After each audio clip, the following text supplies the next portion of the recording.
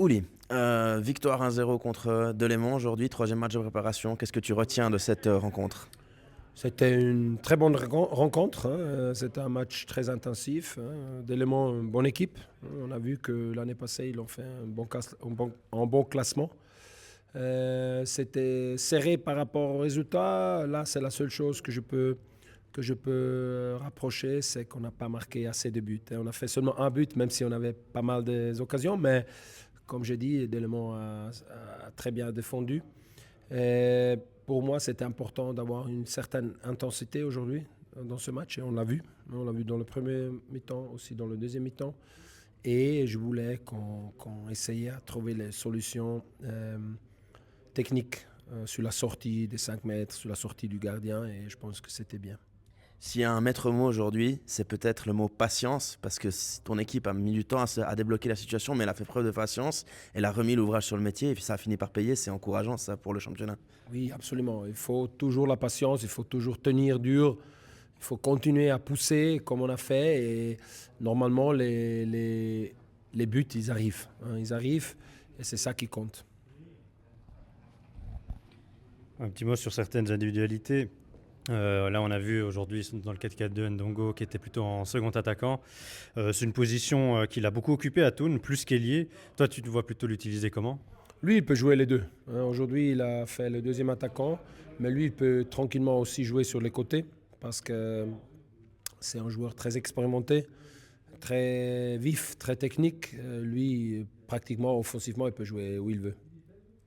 Oui, et puis pour Ramizi, c'est vrai que sur cette préparation, on a vu beaucoup le 4-4-2 et donc Ramizi sur le côté. Est-ce que c'est un choix que tu envisages beaucoup ou tu le vois pas aussi plutôt comme un joueur d'axe? Moi, c'est vrai que c'est plutôt aussi ça engage que moi, mais mon avis, je sais pas comment tu vois la chose. Lui aussi, lui, il a fait les deux positions déjà. L'année passée, déjà, il a joué dans l'axe, il a joué sur les côtés. Avec son expérience, c'est la même chose. Lui, il peut jouer les deux. Et ça nous aide beaucoup parce qu'on a la possibilité de le mettre entre les deux positions comme qu'on le trouve ou comme on a besoin, hein. Et pour nous, c'est important que les joueurs, n'importe où ils se posent, où ils sont placés avant le match, ils font le maximum dans le match et ils essayent de vraiment, vraiment faire de bonnes performances. Et sur cette position, peut-être l'explosivité qu'il a un peu en moins, c'est quelque chose qui compense par sa technique, à ton avis? Oui, mais lui, avec son expérience, il a un bon dribbling, il a une bonne vision de jeu et c'est ça qui compte aussi. Et puis plus globalement, c'est quoi les enseignements de ce match pour toi? Oui, on a produit pas mal des occasions, hein. Et là, c'est clair, on doit se encore trouver. On a beaucoup de nouveaux joueurs dans l'équipe. Il faut un peu de temps pour se trouver à 100%, ça c'est clair. On est dans la troisième semaine maintenant, on commence la quatrième. Et ça va durer encore 1, 2 semaines pour se trouver vraiment bien. Même après le championnat qui commence, on doit encore prendre du temps pour vraiment, vraiment se confirmer. Mais je pense qu'on est sur un bon chemin et il faut continuer sur ce chemin. Et maintenant, on va travailler sur les détails, hein. On a déjà le prochain match mercredi contre Sion. Et c'est ça qui compte maintenant, de travailler sur les détails tactiques. Et ça, on va faire. On a, on a aussi vu un Xamax qui avait beaucoup de ballons aujourd'hui et qui cherchait à le récupérer vite et haut à la perte. Bon, c'était forcément un adversaire de promotioning, mais tu vois l'équipe comment, toi? Est-ce que tu attends à ce que ça soit un style que tu voudrais voir imposé par tes joueurs ou tu vois plutôt ton équipe comme une équipe qui va s'adapter un peu à l'adversaire? Non, c'est ça qu'on veut, surtout ici à la maison, à la Maladière, on veut vraiment, vraiment devenir une force, une grande force. Et le moment qu'on perd le ballon, on veut le récupérer tout de suite. Et ça, on a aussi bien fait aujourd'hui. On a vu beaucoup de ballons récupérés tout de suite après la perte.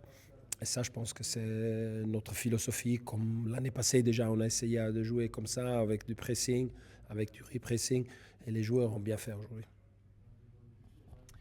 Ouli, en début de préparation, on avait vu dans la presse, on avait lu dans la presse la présence de Francisco Rodriguez, de deux joueurs originaires de Géorgie. Ils sont actuellement plus dans le groupe, ces joueurs-là, aujourd'hui. Oui, parce que ça n'a pas fonctionné, hein. Ça n'a pas fonctionné de les engager et c'est pour ça qu'ils sont partis déjà. Et il y a de nouveaux qui sont arrivés. Ça, c'est normal pendant la prépa. Nous, on a, je dirais, 9 dixièmes de l'équipe, on l'a déjà formé. Hein. Et maintenant, il faut chercher vraiment les petites séries, si on peut dire comme ça, les petites puzzles pour finir tout le dessin. Et sur ces petites finitions dans l'effectif, là, sur cette première mi-temps, il y a encore ces deux joueurs à l'essai qui ont fait déjà du coup ces 3 premiers matchs. Il y a une décision qui sera prise avant la fin de la prépa ou ils vont encore rester pendant les autres prochains matchs? Ouais, ça serait positif de prendre une décision avant de la fin de la préparation parce qu'après, c'est le championnat qui commence. Et on est en train de discuter. Je pense que dans les prochains jours ou dans la prochaine semaine, déjà, on a des situations plus claires. Et peut-être aussi la bonne surprise du jour. Enfin, pour moi, c'est une surprise, mais c'est la performance en deuxième période aussi de Lentini. Je ne sais pas qu'est-ce que tu peux en dire sur ce joueur. Oui, absolument. Lentini, c'est le prochain jeune qui va pousser en haut. Comme on a dit, on veut pousser beaucoup les jeunes aussi. Hein. On a eu Surdé, on a eu Atekame, on a maintenant eu Soro à la fin du championnat. Et maintenant, Lentini, c'est un des prochains qui doit suivre avec Kalam, qui est déjà là avec nous pas mal de temps.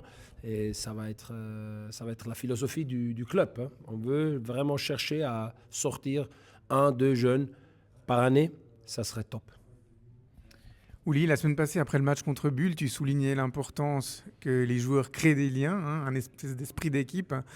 Alors, mis à part tout le temps qu'ils passent ensemble à l'entraînement, dans les vestiaires avant et après les entraînements et puis les temps en match, qu'est-ce qui est important pour toi pour créer un esprit de groupe? Qu'est-ce que tu enseignes, toi, en tant que coach, à tes joueurs pour créer cet esprit de groupe?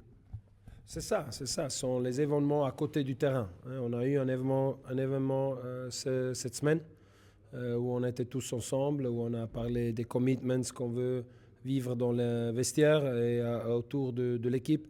Et ça sont les événements qui sont très, très importants pour vraiment souder le groupe. Hein. Pas toujours seulement sur le terrain où il se combat, aussi à côté où il se connaît un peu plus et peut-être ils peuvent parler d'autres choses que de le foot. Et puis, dans 2 semaines, il y a la reprise du championnat. Est-ce que toi, maintenant, tu as un 11 type qui se dessine un peu dans ta tête ou... Oui, on a encore pas mal de matchs à disposition pour trouver la lance de base. Et ça va se clarifier dans les prochains 3 matchs qu'on a encore jusqu'à la reprise. Mais je suis sûr qu'on va trouver une bonne équipe parce qu'on a pas mal de bons joueurs dans l'effectif. Mais là aussi, c'est la même chose. Ça sera tout le monde concerné pour faire un bon championnat. Pas seulement les 11 qui commencent. Les autres, ils doivent être concernés quand même parce qu'il y aura des changements, j'espère pas, mais il y aura des blessures, il y aura des joueurs malades à un moment donné. Et là, il faut être prêt pour vraiment avoir la possibilité de changer.